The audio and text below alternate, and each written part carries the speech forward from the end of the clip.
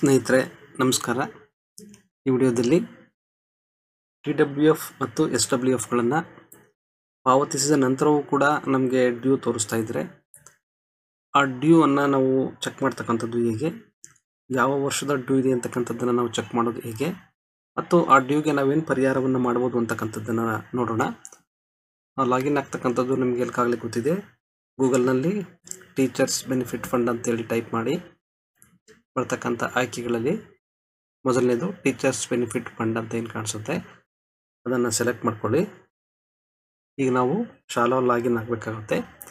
ಇದರಲ್ಲಿ ನಮಗೆ NFTWF, SWF, TBF reconciliation ಅಂತ ಒಂದು ಆಪ್ಷನ್ ಇದೆ. ಈ ಆಪ್ಷನ್ ಮೂಲಕ ನಾವು ಸ್ಕೂಲ್ ಲಾಗಿನ್ ಅಥವಾ ಇನ್ಸ್ಟಿಟ್ಯೂಷನ್ ಲಾಗಿನ್ ಆಗ್ಬೋದು. ಅದರ ಮೇಲೆ ಕ್ಲಿಕ್ ಮಾಡಿ ನಿಮಗೆ ಇನ್ಸ್ಟಿಟ್ಯೂಷನ್ ನಂಬರ್ ಈಗಾಗಲೇ ಗೊತ್ತಿರುತ್ತೆ. ಆ ಇನ್ಸ್ಟಿಟ್ಯೂಷನ್ ID-ಯನ್ನು ಎಂಟರ್ ಮಾಡಿ, ಪಾಸ್ವರ್ಡನ್ನು ಎಂಟರ್ ಮಾಡಿ ಮತ್ತು ಕ್ಯಾಪ್ಚಾವನ್ನು ಎಂಟರ್ ಮಾಡಿ ಲಾಗಿನ್ ಅಂತಕ್ಕಂಥ ಆಯ್ಕೆಯನ್ನು ಸೆಲೆಕ್ಟ್ ಮಾಡ್ಕೊಳ್ಳಿ. ಆಗ ನೀವು ನಿಮ್ಮ ಶಾಲಾ ಲಾಗಿನ್ಗೆ ಸಕ್ಸಸ್ಫುಲ್ ಆಗಿ ಲಾಗಿನ್ ಆಗ್ತೀರಾ. ಈಗ ಇದರಲ್ಲಿ ಮೇಲ್ಭಾಗದಲ್ಲಿ ನಾವು ನೋಡ್ಬೋದು ಮೆನುಗಳಿದೆ. Home, information, teachers and student, receipts and payments, communication ಅಂತ ಹೇಳಿ ನಾವೀಗ ಡ್ಯೂ ನೋಡಬೇಕಾಗಿರೋದ್ರಿಂದಾಗಿ ರಿಸಿಪ್ಟ್ ಆ್ಯಂಡ್ ಪೇಮೆಂಟ್ ಅಂತ ಏನಿದೆ ಆ ಆಪ್ಷನ್ ಮೇಲೆ ಕ್ಲಿಕ್ ಮಾಡಿ. ಇದರಲ್ಲಿ ಮೊದಲನೇ ಆಪ್ಷನ್ ಇದೆ ಇನ್ಸ್ಟಿಟ್ಯೂಷನ್ ಡಿ ಲಿಸ್ಟ್. ಇದರಲ್ಲಿ ಮೊದಲನೇ ಆಪ್ಷನ್ ಇದೆ ಇನ್ಸ್ಟಿಟ್ಯೂಷನ್ ಡ್ಯೂ ಲಿಸ್ಟ್ ಅಂತ ಹೇಳಿ ಅದರ ಮೇಲೆ ಕ್ಲಿಕ್ ಮಾಡಿ. ಇಲ್ಲಿ ನಾವು ವರ್ಷವನ್ನು ಸೆಲೆಕ್ಟ್ ಮಾಡ್ಕೋಬೇಕಾಗತ್ತೆ. ನೀವು ಸಂಪೂರ್ಣ 1993ರಿಂದ ಇಲ್ಲಿವರೆಗೆ 2025-26ವರೆಗೂ ಕೂಡ ವರ್ಷಗಳಿದೆ. ನಿಮಗೆ ಶಾಲೆ ಯಾವಾಗ ಸ್ಟಾರ್ಟ್ ಆಯಿತು ಅಲ್ಲಿಂದ ನೀವು ಲಿಸ್ಟನ್ನು ನೋಡಬೇಕು ಅಂದರೆ ನಿಮ್ಮ ಶಾಲೆ ಪ್ರಾರಂಭವಾದ ವರ್ಷ ಮತ್ತು ಕೊನೆಯ ಹಣಕಾಸು ವರ್ಷವನ್ನು ಸೆಲೆಕ್ಟ್ ಮಾಡ್ಕೋಬೇಕಾಗತ್ತೆ. ನಾನಿಲ್ಲಿ 2005 ಫ್ರಮ್ ತಗೊಂಡಿದ್ದೀನಿ. 2 ಇಯರನ್ನು 2026ವರೆಗೆ ತಗೊಂಡಿದ್ದೀನಿ. ಇಯರನ್ನು ಸೆಲೆಕ್ಟ್ ಮಾಡಿ ಡ್ರಾಪ್ ಡೌನಿಂದ ಗೆಟ್ ಡೀಟೇಲ್ಸ್ ಅಂತ ಹೇಳಿ ಬಟನನ್ನು ಕ್ಲಿಕ್ ಮಾಡಬೇಕು. ಈಗ ನಮಗೆ ಡೀಟೇಲ್ಸ್ ಡ್ಯೂ ಲಿಸ್ಟ್ ಓಪನ್ ಆಗಿದೆ. ಇದರಲ್ಲಿ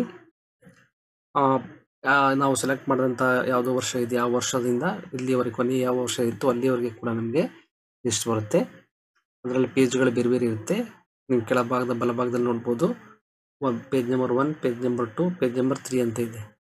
ಮೇಲ್ಭಾಗದಲ್ಲಿ ನೀವು academic year, number of flags, students ಎಷ್ಟಿತ್ತು, ಟೀಚರ್ಸ್ ಎಷ್ಟಿತ್ತು ಅಂತ ಇದೆ. ನಂಬರ್ ಆಫ್ ಸ್ಟೂಡೆಂಟ್ಸ್, ಟೀಚರ್ಸ್ ಎಷ್ಟು ಫ್ಲಾಗ್ ಇಶ್ಯೂ ಆಯಿತು ಅಂತ ಇದೆ. ಅಮೌಂಟ್ ಟು ಬಿ ಪೇಯ್ಡ್ ಎಷ್ಟು, ಸ್ಟ್ಯಾಂಪ್ಸ್ ಎಷ್ಟು, SWF ಎಷ್ಟು, TWF ಅಂತ ಎಷ್ಟು ಕಟ್ಟಬೇಕಾಗಿತ್ತು ಅನ್ನೋದು. ಜೊತೆಗೆ ಪಕ್ಕದಲ್ಲಿ ನೀವು ಪೇಜನ್ನು ತಿರುಗಿಸಿದ್ರೆ ಅಮೌಂಟ್ ಪೇಯ್ಡ್ ಕೂಡ ಕಾಣಿಸುತ್ತೆ. ಎಷ್ಟನ್ನು ಕಟ್ಟಿದ್ದಾರೆ, ಇನ್ನು ಎಷ್ಟು ಕಟ್ಟಬೇಕಾಗಿತ್ತು ಅನ್ನೋದು ಕೂಡ ನಮಗೆ ತೋರಿಸುತ್ತೆ. ನಿಮಗೆ ಬ್ಯಾಲೆನ್ಸ್ ಅಮೌಂಟನ್ನು ಲಾಸ್ಟ್ 3 ಕಾಲಮ್ನಲ್ಲಿ ತೋರಿಸ್ತಾ ಹೋಗುತ್ತೆ. ನೀವು ಲಾಸ್ಟ್ ಪೇಜನ್ನು ಓಪನ್ ಮಾಡಿದರೆ ನಿಮಗೆ ಟೋಟಲ್ ತೋರಿಸ್ಬಿಡುತ್ತೆ. ಅಲ್ಲೇ ಇಲ್ಲಿವರೆಗೆ ಒಟ್ಟು ಸ್ಟೂಡೆಂಟ್ ಎಷ್ಟಿದ್ರು, ಒಟ್ಟು ಟೀಚರ್ಸ್ ಎಷ್ಟು ಅಂದರೆ ಪ್ರತಿ ವರ್ಷದ ಲೆಕ್ಕ ತಗೊಳುತ್ತೆ. ಅಷ್ಟು ಸ್ಟೂಡೆಂಟ್ ಮತ್ತು ಟೀಚರ್ಗೆ ಸ್ಟ್ಯಾಂಪಿಗೆ ಎಷ್ಟು ದುಡ್ಡಾಗುತ್ತೆ, SWF ಎಷ್ಟು, TWF ಎಷ್ಟು, ಸ್ಟ್ಯಾಂಪ್ದು ಎಷ್ಟು, ಈ ಥರ ಎಷ್ಟು ಕಟ್ಟಬೇಕಾಗಿತ್ತು, ಟೋಟಲಾಗಿ ಇಲ್ಲಿವರೆಗೆ ಎಷ್ಟು ಕಟ್ಟಿದ್ದಾರೆ ಮತ್ತು number of returned different student count, ಏನು ಸ್ಟ್ಯಾಂಪ್ ವಾಪಸ್ ಕೊಟ್ಟಿದ್ದೀವಿ ಅದು ಕೂಡ ತೋರಿಸುತ್ತೆ. ಬ್ಯಾಲೆನ್ಸ್ ಅಮೌಂಟನ್ನು ಕೂಡ ತೋರಿಸುತ್ತೆ. ಇದನ್ನು ನೀವು ಪ್ರಿಂಟ್ ಮಾಡಲಿಕ್ಕೆ ಅದರ ಮೇಲ್ಭಾಗದಲ್ಲಿ ನಮಗೆ Excel file, CSV file, print ಮತ್ತು PDF ಅಂತ ಇದೆ. ನೀವು ಪ್ರಿಂಟ್ ಕೂಡ ಕೊಡ್ಬೋದು ಅಥವಾ PDF ಅನ್ನು ಕೂಡ ಸೆಲೆಕ್ಟ್ ಮಾಡ್ಕೋಬೋದು, ಸೇವ್ ಮಾಡಿ ಇಟ್ಕೋಬೋದು. PDF ಮೇಲೆ ನಾನು ಕ್ಲಿಕ್ ಮಾಡ್ತೀನಿ. ಈಗ ಅದು ಡೌನ್ಲೋಡ್ ಆಗಿದೆ. ಓಪನ್ ಮಾಡ್ತೀನಿ. ಈ ರೀತಿಯಾಗಿ ನಮಗೆ ಇಷ್ಟು ವರ್ಷದ್ದು ಏನು ಡೀಟೇಲ್ಸ್ ಇತ್ತು, ಎಷ್ಟು ಸ್ಟ್ಯಾಂಪ್ಸು, ಎಷ್ಟು SWF, TWF, ಎಷ್ಟು ನಾವು ಜಮಾ ಮಾಡಿದ್ದೀವಿ, ಎಷ್ಟು ಬ್ಯಾಲೆನ್ಸ್ ಇದೆ ಅಂತಕ್ಕಂಥದ್ದು ಸಂಪೂರ್ಣ ವಿವರಗಳನ್ನು ನಾವಿಲ್ಲಿ ಈ ಶೀಟಲ್ಲಿ ನೋಡ್ಬೋದಾಗಿರುತ್ತೆ. ಈ ರೀತಿಯಾಗಿ ನೋಡಿದ ನಂತರ ನಮಗೆ ಯಾವ ವರ್ಷದಲ್ಲಿ ಡ್ಯೂ ಇದೆ ಅಂತಕ್ಕಂಥದ್ದು ಗೊತ್ತಾಗುತ್ತೆ. ಡ್ಯೂ ಇದ್ದಾಗ ನಾವು ಒಂದು ವೇಳೆ ಕಟ್ಟಿದರೂ ಕೂಡ ಡ್ಯೂ ಬಂದಿದೆ ಅಂದಾಗ ಇತ್ತೀಚೆಗೆ ನಾವು ನೋಡಿದಾಗೆ ಒಂದು 4 ವರ್ಷಗಳಿಂದ ಮಾತ್ರ ಆನ್ಲೈನಲ್ಲಿ ಪೇಮೆಂಟ್ಗಳನ್ನು ನಾವು ಇದರಲ್ಲಿ ಮಾಡ್ತಾ ಇದ್ದೇವೆ. ಅದಕ್ಕಿಂತ ಮೊದಲು ನಾವು ಬ್ಯಾಂಕ್ಗಳಿಗೆ ಈ SWF TWF ಹಣವನ್ನು ಜಮಾ ಮಾಡ್ತಾ ಇದ್ವಿ ಅವ್ರು ಕೊಟ್ಟಂಥ ಒಂದು ಖಾತೆಗೆ. ಅದರ ಒಂದು ಚಲನ್ ಪ್ರತಿಗಳನ್ನು ಅಪ್ಲೋಡ್ ಮಾಡೋದ್ರ ಮೂಲಕ ನಾವು ಆ ವರ್ಷಗಳೇನಾದರೂ ಕೂಡ ನಾವು ಹಣ ಕಟ್ಟಿದ್ದಾಗಿಯೂ ಕೂಡ ಡ್ಯೂ ತೋರಿಸ್ತಾ ಇದ್ದರೆ ಅದನ್ನು ನಾವು ರಿಸಾಲ್ವ್ ಮಾಡ್ಬೋದು. ಅದನ್ನು ಮಾಡಲಿಕ್ಕೆ ನಾವು ಪುನಃ ರಿಸಿಪ್ಟ್ಸ್ ಆ್ಯಂಡ್ ಪೇಮೆಂಟ್ಸ್ ಅಂತ ಏನಿದೆ ಈ ಆಪ್ಷನ್ಗೆ ಹೋಗಿ 4ನೇ ಆಯ್ಕೆ ಓಲ್ಡ್ ಚಲನ್ ಅಪ್ಲೋಡ್ ಅಂತ ಇದೆ. ಈ ಓಲ್ಡ್ ಚಲನ್ ಅಪ್ಲೋಡ್ ಮೇಲೆ ಕ್ಲಿಕ್ ಮಾಡಬೇಕು. ಕ್ಲಿಕ್ ಮಾಡಿದ ನಂತರ ನಮಗೆ ಸೆಲೆಕ್ಟ್ ಸ್ಕೀಮ್ ಇದೆ. ಸೆಲೆಕ್ಟ್ ಸ್ಕೀಮ್ ಇದೆ NFTWF, SWF, TBF ಅಥವಾ ಆಲ್ ಅಂತ. ನೀವು ಆಲ್ ಕೂಡ ಸೆಲೆಕ್ಟ್ ಮಾಡ್ಕೋಬೋದು, ಒಂದೊಂದಾಗಿ ಕೂಡ ನೀವು ಅಪ್ಲೋಡ್ ಮಾಡ್ಬೋದು.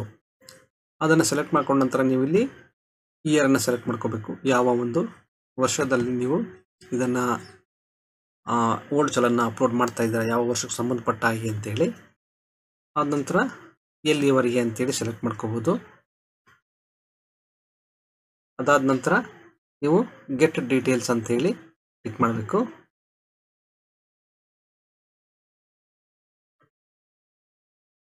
ಅದಾದ ನಂತರ ನೀವು ಗೆಟ್ ಡೀಟೇಲ್ಸ್ ಅಂತೇಳಿ ಕ್ಲಿಕ್ ಮಾಡಬೇಕು. ಗೆಟ್ ಡೀಟೇಲ್ಸ್ ಕ್ಲಿಕ್ ಮಾಡಿದಾಗ ನಮಗೆ ಕೆಳಭಾಗದಲ್ಲಿ ಒಂದು ಕಾಲಮ್ ಓಪನ್ ಆಗುತ್ತೆ. ನೋಡಿ, ಎಷ್ಟು ವರ್ಷಗಳನ್ನು ನಾವು ಸೆಲೆಕ್ಟ್ ಮಾಡಿದ್ವಿ ಅಷ್ಟು ವರ್ಷಗಳಿಗೆ ನಾವು ಚಲನನ್ನು ಅಪ್ಲೋಡ್ ಮಾಡ್ತಕ್ಕಂಥ ಒಂದು ವಿಂಡೋ ಓಪನ್ ಆಗಿದೆ. ಈಗ ನಾವು ಮೊದಲನೇ ಕಾಲಮಲ್ಲಿ select this check box to pay ಅಂತ ಇದೆ, ಅದರ ಮೇಲೆ ಚೆಕ್ ಬಾಕ್ಸನ್ನು ಹಾಕಬೇಕು. ಈಗ ಅದರ ವಿವರಗಳು ಓಪನ್ ಆಗಿದೆ. ಮುಂದೆ ನೋಡಿ ತೋರಿಸ್ತಾ ಇದೆ ಟೀಚರ್ಸ್ 5, ಸ್ಟೂಡೆಂಟ್ 70, ನಾವು ನಂಬರ್ ಆಫ್ ಫ್ಲಾಗ್ಸ್ ತೊಗೊಂಡಿದ್ದು 568, 250 ರೂಪಾಯಿ, ಬ್ಯಾಲೆನ್ಸ್ ಟು ಬಿ ಪೇಯ್ಡ್ ಅಂತ ತೋರಿಸ್ತಾ ಇದೆ. ಅದನ್ನು ಕಟ್ಟಿದ್ದು ಕೂಡ ನಮಗೆ ತೋರಿಸ್ತಾ ಇದೆ. ಹಾಗಾಗಿ ನಾವಿಲ್ಲಿ NFTWF ಏನಿದೆ ಇಲ್ಲಿ ಚಲನ್ ಅಮೌಂಟನ್ನು ಎಂಟರ್ ಮಾಡಬೇಕು. ನಾವು ಬ್ಯಾಂಕಿಗೆ ಕಟ್ಟಿ ಏನು ಚಲನ್ ಪಡ್ಕೊಂಡಿರ್ತೀವಿ ಅದರಲ್ಲಿ ಎಷ್ಟು ಅಮೌಂಟನ್ನು ಎಂಟರ್ ಮಾಡಿದ್ವಿ ಅಂತೇಳಿ ಅದರ ಮೇಲೆ ನಾವು ಟೈಪ್ ಮಾಡಬೇಕು. ಎಂಟರ್ ಮಾಡಿದ ನಂತರ ಪೇಜನ್ನು ಪಕ್ಕಕ್ಕೆ ಸ್ಕ್ರೋಲ್ ಮಾಡ್ತಾ ಬರಬೇಕು. ಒಂದು ವೇಳೆ ನಾವು ಆಲ್ ತಗೊಂಡಿದ್ರೆ ಈ 3 ಕಾಲಮ್ ಕೂಡ ಓಪನ್ ಆಗುತ್ತೆ. NFTWF, SWF, TWF 3 ಕೂಡ ಓಪನ್ ಆಗುತ್ತೆ ಒಂದೇ ಚಲನ್ನಲ್ಲಿ ಕಟ್ಟಿದರೆ. ಅದಾದ ನಂತರ ಇಲ್ಲಿ ಅಮೌಂಟ್ ತೋರಿಸ್ತಾ ಹೋಗುತ್ತೆ, ಬ್ಯಾಲೆನ್ಸ್ ಎಷ್ಟು ಉಳಿತಿಲ್ಲ ಅಂತ 0 ತೋರಿಸ್ತಾ ಇದೆ. ಅದಾದ ನಂತರ ಡೇಟ್ ಆಫ್ ಅಮೌಂಟ್ ಪೇಯ್ಡನ್ನು ಸೆಲೆಕ್ಟ್ ಮಾಡ್ಕೋಬೇಕು. ನಾವು ಕ್ಯಾಲೆಂಡರಿಂದ ಯಾವ ವರ್ಷ ನಾವು ಅಮೌಂಟನ್ನು ಕಟ್ಟಿರ್ತೀವಿ, ಬ್ಯಾಂಕಿಗೆ ಯಾವ ದಿನ ಕಟ್ಟಿರ್ತೀವಿ ಅದನ್ನು ನಾವು ಸೆಲೆಕ್ಟ್ ಮಾಡ್ಕೋಬೇಕಾಗುತ್ತೆ. ಅದಾದ ನಂತರ ಆ ಮೋಡ್ ಆಫ್ ಪೇಮೆಂಟನ್ನು ಸೆಲೆಕ್ಟ್ ಮಾಡ್ಕೋಬೇಕು. ಚಲನ್ ಕಟ್ಟಿದ್ದೀವಿ, DD ಕಟ್ಟಿದ್ದೀವಿ ಅಥವಾ RTGS ಏನಿದೆ ಅದು. ಸಾಮಾನ್ಯವಾಗಿ ಹಳೆಯದೆಲ್ಲ ಚಲನಲ್ಲಿ ಕಟ್ತಾಯಿದ್ರು. ಚಲನನ್ನು ಸೆಲೆಕ್ಟ್ ಮಾಡಿಕೊಂಡು ಆನಂತರ ಚಲನ್ ನಂಬರನ್ನು ನೀವು ಇಲ್ಲಿ ಎಂಟರ್ ಮಾಡಬೇಕಾಗುತ್ತೆ. ಚಲನ್ ನಂಬರ್ ಏನಿರುತ್ತೆ ಅದನ್ನು ಎಂಟರ್ ಮಾಡಿ ಬ್ಯಾಂಕ್ ನೇಮನ್ನು ಎಂಟರ್ ಮಾಡಬೇಕು. ನೆಕ್ಸ್ಟು ಬ್ಯಾಂಕ್ ಪ್ಲೇಸನ್ನು ಎಂಟರ್ ಮಾಡಬೇಕು. ಅದಾದ ನಂತರ ಇನ್ನು ಕೂಡ ಪಕ್ಕದಲ್ಲಿ ನಾವು ಸ್ಕ್ರೋಲ್ ಮಾಡ್ತಾ ಹೋದರೆ ಬ್ಯಾಂಕ್ ಬ್ರಾಂಚ್ ಇದೆ, ಆಮೇಲೆ ರಿಮಾರ್ಕ್ಸ್ ಇದೆ. ಅದಾದ ನಂತರ ನಾವಿಲ್ಲಿ ಅಪ್ಲೋಡ್ ಡಾಕ್ಯುಮೆಂಟ್ ಅಂತ ಇದೆ. ಏನು ಚಲನನ್ನು ಅಪ್ಲೋಡ್ ಮಾಡ್ತಕ್ಕಂಥದ್ದು, ಯಾವ ವರ್ಷಕ್ಕೆ ನಾವು ಬ್ಯಾಂಕ್ನಲ್ಲಿ ಚಲನನ್ನು ತುಂಬಿರ್ತೀವಿ ಅದು ನಮ್ಮ ಒಂದು ಡ್ಯೂ ಲಿಸ್ಟಲ್ಲಿ ರಿಫ್ಲೆಕ್ಟ್ ಆಗಿರಲ್ಲ, ಆ ಚಲನ್ಗಳನ್ನು ಅಪ್ಲೋಡ್ ಮಾಡ್ತಕ್ಕಂಥದ್ದು. ಇಲ್ಲಿ ನಾವು ಚಲನನ್ನು ಅಪ್ಲೋಡ್ ಮಾಡಬೇಕು. ಚಲನ್ ಅಪ್ಲೋಡ್ ಮಾಡೋಕ್ಕಿಂತ ಮೊದಲೇ ನಾವು ಇನ್ಸ್ಟ್ರಕ್ಷನಲ್ಲಿ ಆ ಮೇಲ್ಭಾಗದಲ್ಲಿ ಕೊಟ್ಟಿರ್ತಾರೆ.